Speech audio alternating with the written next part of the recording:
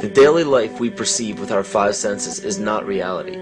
Quantum physics has shown that space and time are illusions of perception. Therefore, our bodies cannot truly be a reality if they occupy this space. Ernest Rutherford performed an experiment in Manchester that revealed to him the shape of the interior of an atom. Scientists were shocked to discover that the atom is almost entirely empty space. The question then became, how could this empty atom possibly make the solid world around us? Our true consciousness does not exist in our brains or in our bodies. But this illusion of our individual bodies, along with the misinformation of our true origins, has manifested the idea that we all think independently from one another. With this misunderstanding, it would seem impossible to scientifically explain telepathy, clairvoyance, spiritual mediums, and other phenomena dealing with transferring information between sources without physical means of communication. But when you understand that there is a common spiritual bond between all things in the universe, and that we are all part of one divine intelligence, no phenomena is unexplainable. This simple understanding fills all the holes in modern religions. It explains reincarnation, déjà vu, predictions of the future, and literally every event, occurrence, or anomaly ever experienced. The blank matter within the most basic building blocks of perceivable existence is malleable and molded by intent. This means that consciousness shapes our reality. This seems difficult to accept for most, and it is quite understandable. In modern times, we are taught from an early age how to think rationally and tangibly.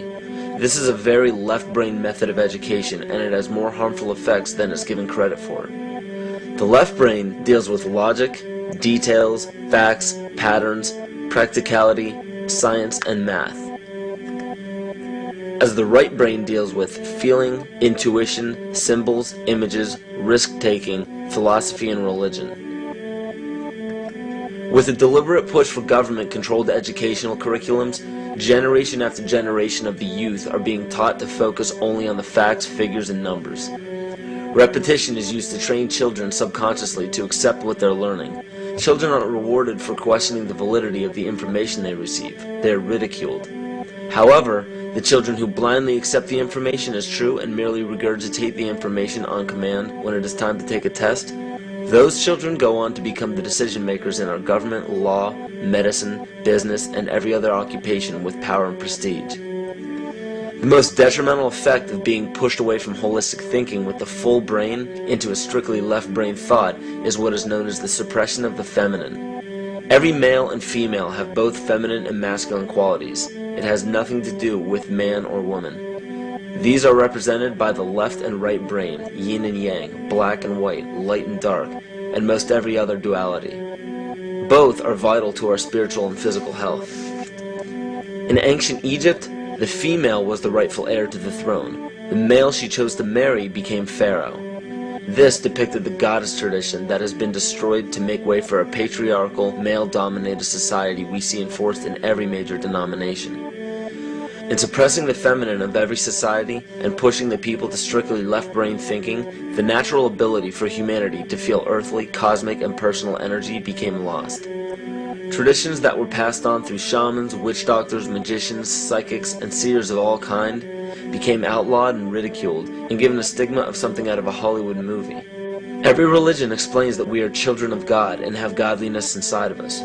If you erase the anthropomorphized God and understand that God is nothing more than the spiritual web that connects all things, all religious scriptures begin to make much more sense.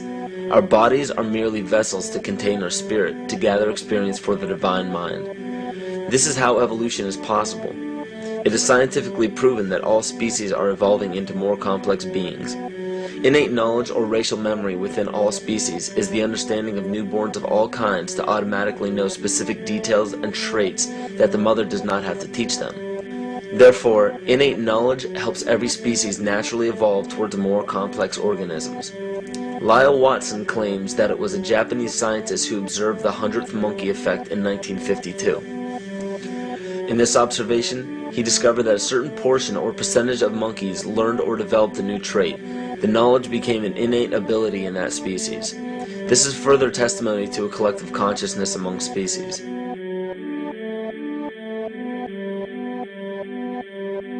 Everything in existence has a natural vibration to it, from our atoms all the way to the vastness of the universe. To show a simple connection between the earth and our bodies, take a look at our body's harmonic focal points, better known as our chakras.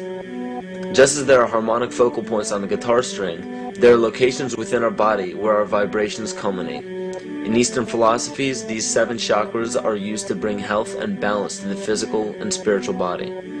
Our Earth also has 7 chakra points at equally distant locations from one another.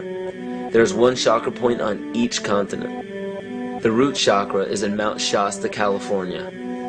The sexual chakra is in the Isle of Sun, Lake Titicaca in South America. The solar plexus chakra is in Uluru Kata Juta in Australia.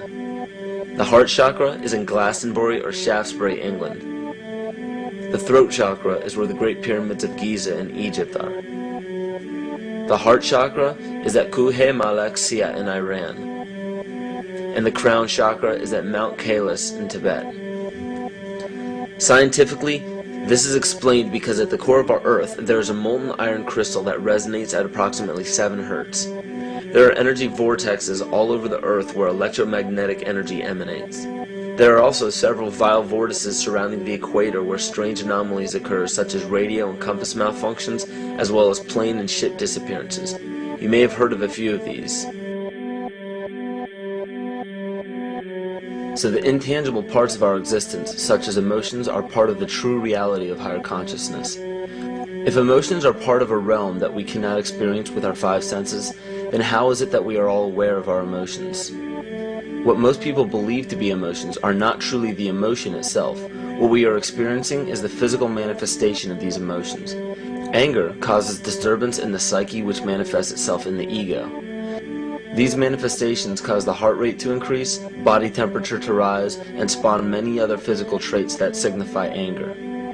Just as music from the radio is a physical manifestation of an intangible signal, our experience of emotion is the physical manifestation of an intangible signal as well. It has been shown that our emotions have a vibratory frequency to them. Furthermore, there are only 2 emotions that humankind experiences: fear and love. All other emotions branch either directly or indirectly from these 2 emotions. Fear has a long and slow frequency vibration to it, while love has a very rapid and high frequency. To show that vibration is the very foundation of existence, Hans Jenne developed what is known as cymatics in the 1940s to show that when vibrations of sound are passed through a form of media, there is a set pattern that will follow. When the frequency increases, the media develops into a more complex pattern. This is precisely what is happening to our Earth and to humanity. There are 64 possible codes of amino acids in our DNA structure made from 4 elements: carbon, oxygen, hydrogen, and nitrogen. By any means of logic, we should have all 64 codes activated within our DNA structure. Yet we presently only have 20 active codes. And of these 64 possibilities, it appears that only 20 of these codes are turned on right now for us, the 20 amino acids. There is a switch that turns off and turns on where those coding sites lie, and that the switch for that turning off and turning on is what we call emotion. And this is the first time that we've ever seen the patterns of emotion directly physically linked to human genetic material. Well, fear is a long, slow wave of emotion. So this wave of fear is a long, slow wave and touches relatively few sites on this DNA. So an individual living in fear is limited to the number of antennae that they have available to them,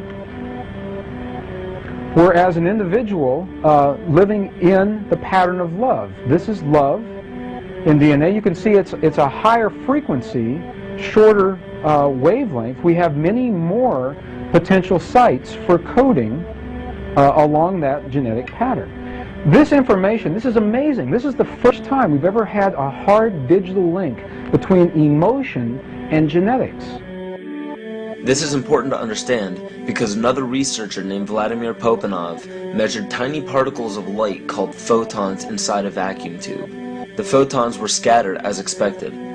A sample of DNA was then entered into the vacuum tube and they measured the photons again. They found that the particles of light align themselves along the axis of the DNA. Then, as they removed the DNA sample, the photons remained aligned to the same form of the DNA even though no DNA was present. This is what is known as the phantom DNA experiment. Science has now bridged a very important gap between physical and ethereal, or spiritual.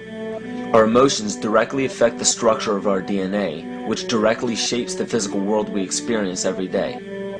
So the messages left by the ancients that we've explained here were more than just prophecies about a one-world government or a new world order. We now understand why the study of the heavenly bodies were so important. The rotation and orbit of all that makes up our universe serves as a clock to map changes and transitions. This helped the ancients understand that the change of the heavenly bodies were a mirror to the changes of all existence. December 21st, 2012 is simply a natural transition from one form of energy to the next, the transcendental evolution of man. This date is what's known as 0 point. Our sun, as well as our planet Earth, is losing its magnetic field as the Earth is slowing in its rotation. All the while, its base resonant frequency, also known as the Schumann cavity resonance, is increasing in accordance with the predictable sequence of the Fibonacci theory. At a cellular level, our bodies respond to an electromagnetic pulse. The ancients called this the sacred circuit. The cells receive this pulse from the brain, which receives its pulse from the heart, which receives its pulse from the earth. This pulse comes from the solar system, which from there comes from the galaxy, which ultimately comes from our entire universe. We literally share a pulse with all of existence. Yet another example of everything being one. For as long as scientists have been recording the Earth's pulse, it has remained at approximately 7.8 cycles per second. This was a constant fixed number until 1986 into 1987. It rapidly began increasing to about 9 cycles per second in 1996. So in one decade, it increased by about 2 cycles per second. By 2012, this pulse will be right around 13 cycles per second, just as the Fibonacci theory indicates. What does this mean for humanity? Just as cymatics has shown that higher frequencies result in more complex patterns, we are now experiencing the beginning of a major shift in both physical and spiritual vibration. It's difficult to understand what exactly will happen to our physical bodies, but ancient scriptures, pagan and monotheistic religions, mystery schools, and secret fraternal orders have all given indications as to what this experience will be like.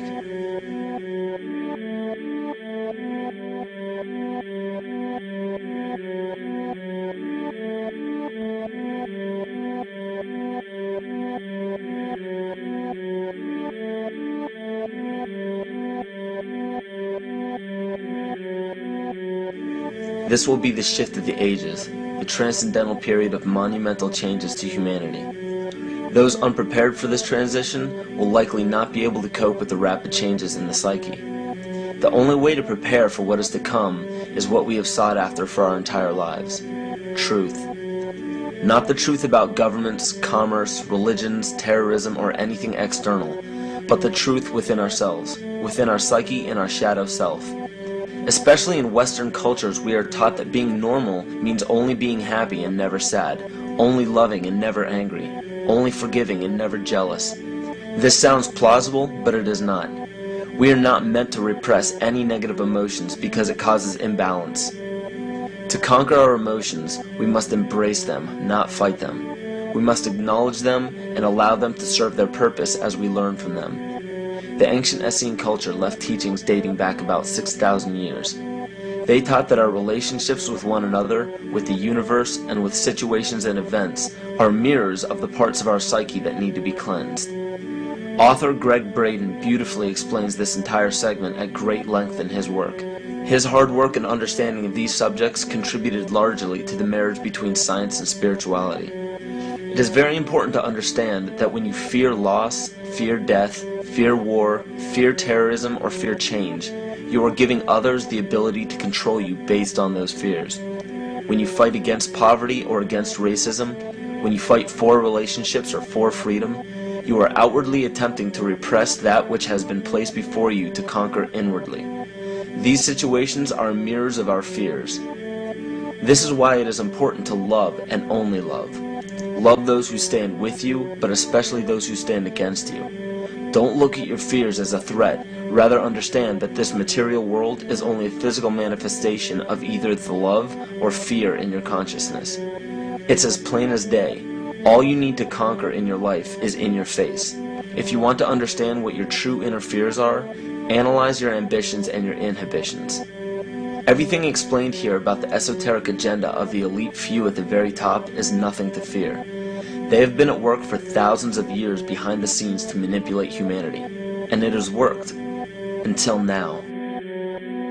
It's very easy for any system of thought, religious or otherwise, that comes along. It's very easy to play on that, to play on our insecurities, to assure us all is well, we'll all be taken care of. We lap that up. So don't blame religion. Blame our own insecurities, which has allowed religion to flourish, and which has allowed so many systems of thought that are disempowering to flourish throughout human history. That's why we can't get out of it. Ron Sakeley, Department Chairman, Chemistry, University of California, Berkeley, showed that DNA acts as an antenna for cellular upregulation. The primary function they taught us about what DNA is about. It's a receiver and transmitter of photons, light, and phonon sound. For what? Cellular upregulation, meaning that their water molecules, the pyramid power around the DNA spiral energizing strands, are taking in the spiritual energy of love vibrations and then sending it out for manifesting, precipitating in a quantum field, the physical matter of the body. These are hertz, frequencies, or cycles per second that the musicians can retune their instruments to play and experiment with. Why? Again, these are the Creator's musical scale, the original solfeggio, buried for 3,000 years in the Bible. So the ancient priests who knew how to levitate the huge stones for the building of the pyramids, and the Masonic knowledge that predated ancient Egypt, the ability to have this information, these frequencies, serve the function of creation, destruction, and miracles on behalf of the empowered people who had access to this knowledge. I say that because of this metaphor.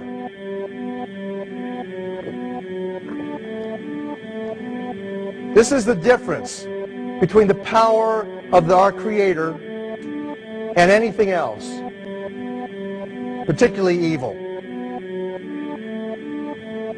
That you can go into a pitch black room full of evil, full of darkness, and light a little candle, and instantly that darkness flees.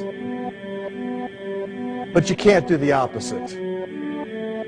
You can't go into a well-lit room full of truth and wisdom and righteousness and joy and health and harmony with the universal power. And you can't take any amount of darkness and go into that well-lit room and have any effect whatsoever.